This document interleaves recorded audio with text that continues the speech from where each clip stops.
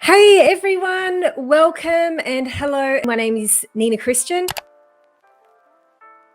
and I'm a marketer. I'm in Melbourne and my jam is really helping people use content marketing in a more effective way that really delivers on organic growth, but also in a way that feels good and is authentic and sustainable. And we're going to be looking at basically how to create content that benefits your bottom line, and not specifically the tactical as to what to create. I mean, we will touch on some of that, but I really want to look at getting the strategy right and how you can make sure that what you're creating is going to feed in and align with your strategy. And we're also going to look at what to do when you don't know what your strategy should be and where to start with that. So we are going to be looking at leveraging social media in 2021 and what you can do now, what you can be doing to set yourself up for that. And also just chat a little bit about the process, because I think that's not something that a lot of people are very real and honest about, especially when you see in the marketplace so many quick fix, like magic bullet, silver, this is the magic pill to success in social media and success in business. I want to give you a little bit of true insight about the process that you need to go through, because I am a fan of a lot of different tactics. And if you watch anything that I do on social media, you know that I love testing things, I love experimenting, I love playing with things. But I also want to be real as to what you need to do to commit long term to actually build something of substance online. And so I don't necessarily think a lot of people talk about that, but it's really, really important. So the three big pillars that I really like to talk about really make up this is, you've got the high quality content, then talk a lot about thought leadership. That's very much part of things, but there's other different types as well. Then there is delivery, the branding, the authenticity, how that's wrapped, the communication, the visuals, the expression of all of that, and your brand personality, and you're fostering that connection, because I can be telling you the most off the charts content that could be prolific and life-changing, but if you didn't have a connection with me, it's not going to land. If I was distant and standoffish and you didn't understand what I stood for, you wouldn't be able to receive that information in the same way, and therefore it wouldn't impact you as much. And so that's why the whole branding and connection piece, if you want to build a strong brand online along with the high caliber content, is really, really important. And then the third thing, which I'm really, really passionate about, because I see this is where most people, including most marketers, by the way, miss the mark, or they don't even really know where the mark is. So they're continually shooting for a mark, but not quite sure where it is around the systems and processes to deliver that.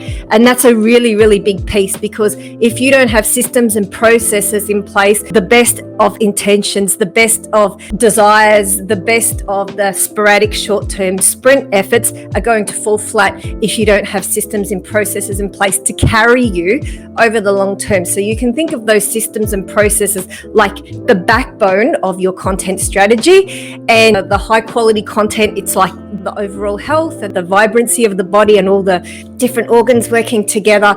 And then you've got the branding, which is what people see on the outside, the connection, and that's not just physical, it's beyond that as well. It goes into a lot of different realms. So that's a little bit about me. I typically work a 15 to 20 hour week. I'm a full-time mum as well, but there are seasons and opportunities in life when really exciting things are happening, and so being able to ride the momentum, and when you're doing it from a place of ease and flow, it really does make it easy. So anyway, long story short, I had somebody present me with an unprecedented, unparalleled opportunity. That's something they invited me to do, but the caveat was that I needed to turn something around really, really quickly. So I decided to go all in on that because it does align with my strategy. I wouldn't have done that probably a year ago because it would have been a distraction, but right now that does align with my strategy, so I went all in. So anyway, where I'm going with that is that I got up at this morning and got my kids up and ready and off to school, and gee, that was tough. They didn't want to go to school, I didn't want to get up, and then I looked at my calendar and I'm like, oh flip, like I've committed to come on and do a live broadcast at 11:15, and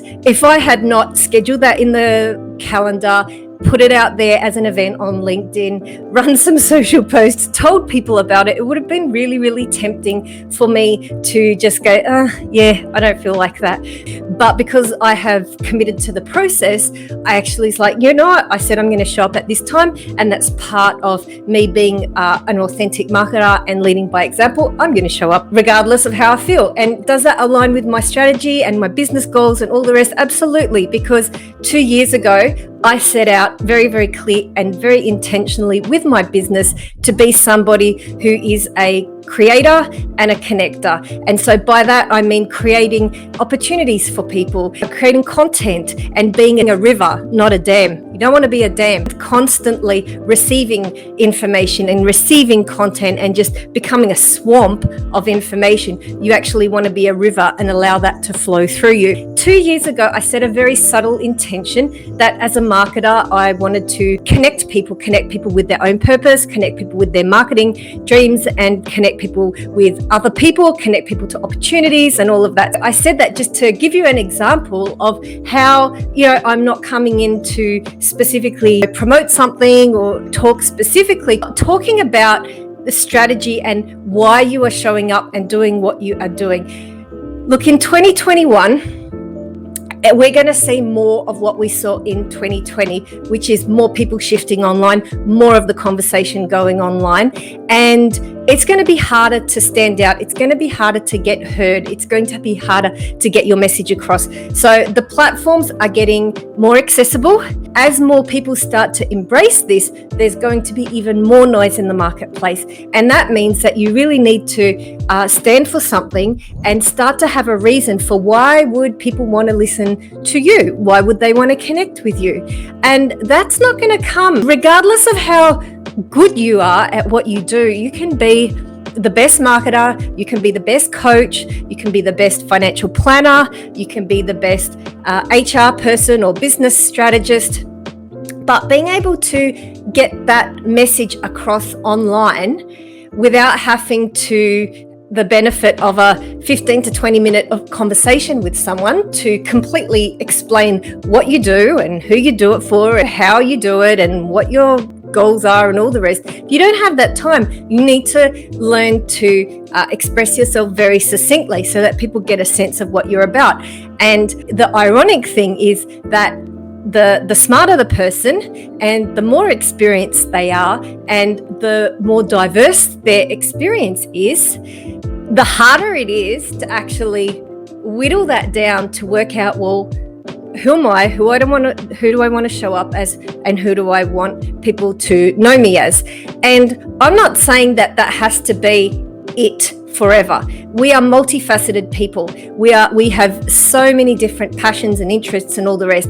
But when you are connecting primarily in an online space, you need to give people some sort of context. So, and I'm telling you this from experience, from the hard way of being an entrepreneur. So I had my first startup back in 2001. I sold it in 2008, was very well known internationally. And so I was in that entrepreneur circles. I had a school of entrepreneurship for teenage girls. I had a marketing agency for 20 years, won some great awards in that. I'm a mum. I had 5 children in 8 years, and I mentor young marketers and entrepreneurs all around the globe. So when I tell you that, your head probably goes blah, that's kind of cognitive overload for you to try and process all of that information. And I, at the same time, can't deny or disregard that all of those different facets make up me. Like, I can't just come out and just be so shallow and narrow focused and say, well, all I want to do is focus on one particular aspect and nothing else, because it's just not who I am. And I don't personally subscribe to that. I'm not saying that I find fault with some people that do. On the contrary, I tap into their expertise. I probably have about 200. I buy stuff all the time to learn from people who I know are absolutely nailing it in different areas. And I legit probably have 150 or something like that, different paid programs, courses, trainings on different things for things where I've wanted to learn something. And I will go to specialists.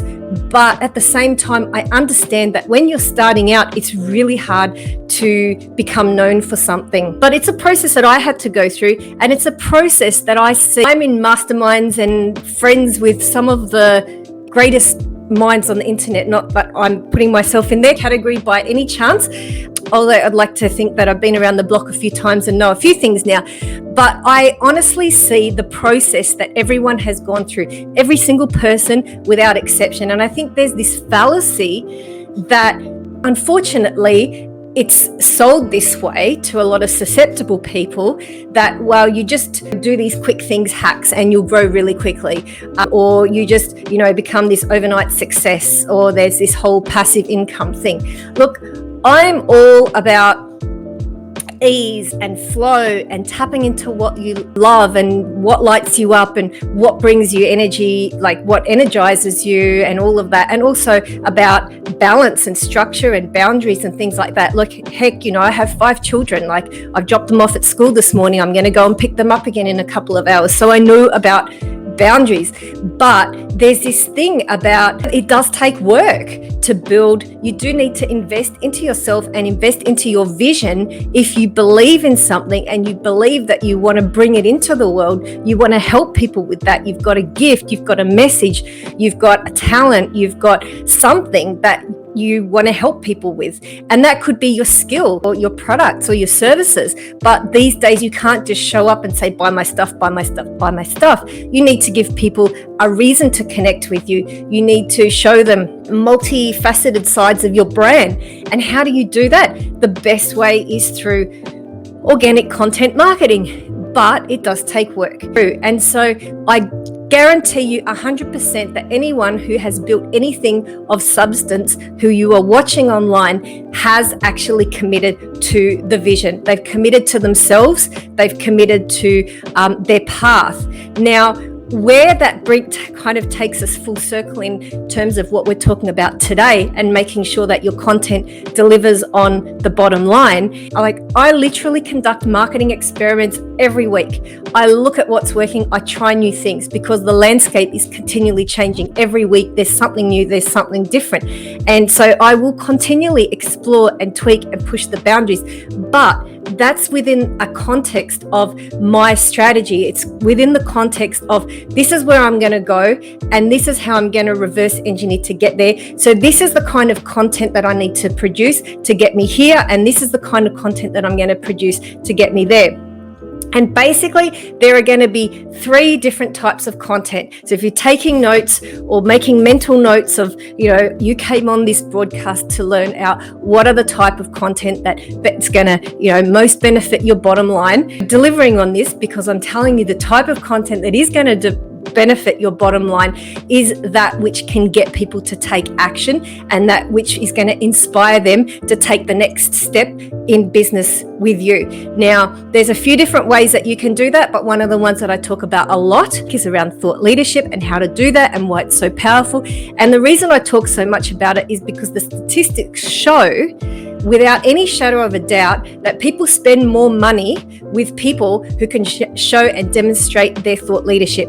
Statistics show, and this is from the world's biggest study on this topic last year, statistics show that people spend based on someone's thought leadership. They make business decisions based on that. And they also, third thing, spend more money. They're prepared to pay more for someone who is demonstrating thought leadership. So it's really a worthwhile investment. But at the same time, there are different types of content that are going to come around and support that. So if I was only coming out with thought leadership, and I have to just say, in brackets here, thought leadership is not just talking about, academic statistics or concepts that no one's ever heard before. You don't have to be Simon Sinek or Arianna Huffington or Seth Godin to demonstrate thought leadership that's going to make the difference. So thought leadership at its core is delivering value to people in a way that makes their life or their business different. And that doesn't necessarily have to be lengthy. It can be really short. It can be really succinct. Similar to what I'm doing now. I'm not telling you anything that's rocket science, but I'm telling you things that hopefully are going to help you and going to help you either see something differently, or have an aha moment, or to take a micro step of action. And so that would be the definition in practice of what thought leadership looks like in our modern day context.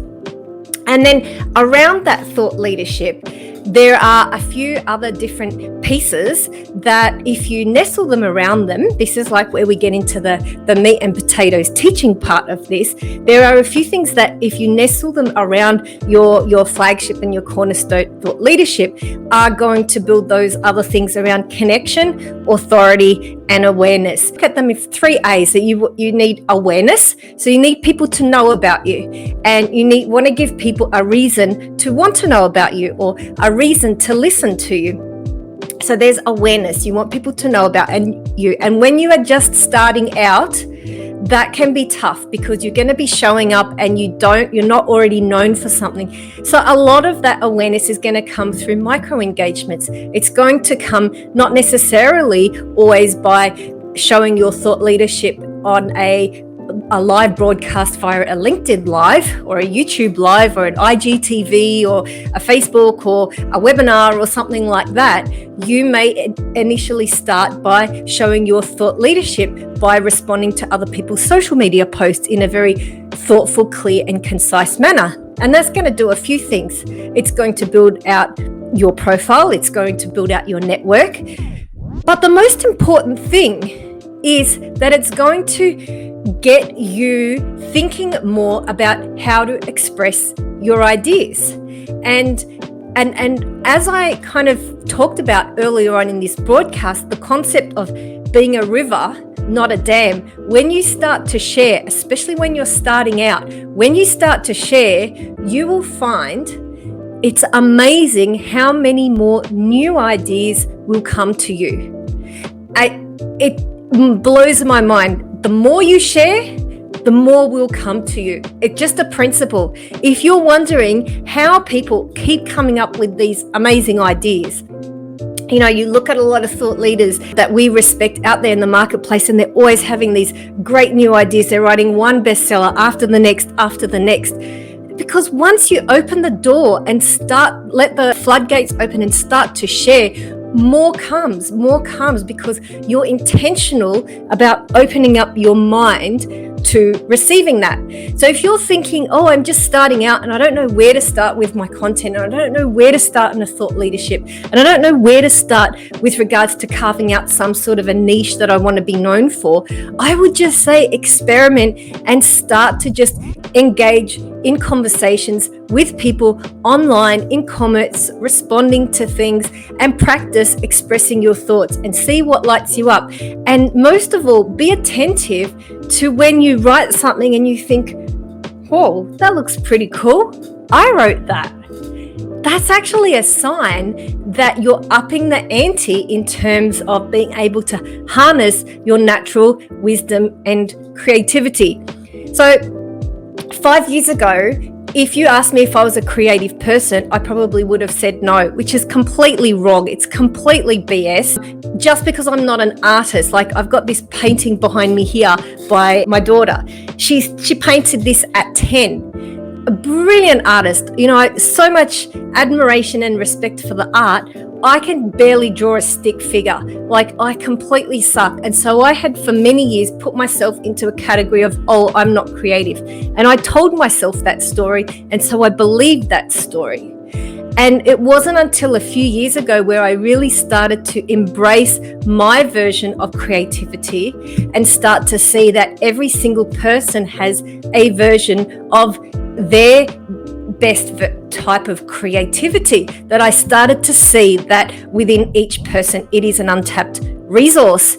And if we can learn to start to tap into it and then start to extract it and then turn on the tap and actually let it flow, that's when more of it will come. And it is just amazing. So they're my thoughts for people who are just starting out and thinking, where the heck do I start with all of this? And I just have no idea. I hope that helps you. Talking about, I just kind of just make sure I've got all my points covered here.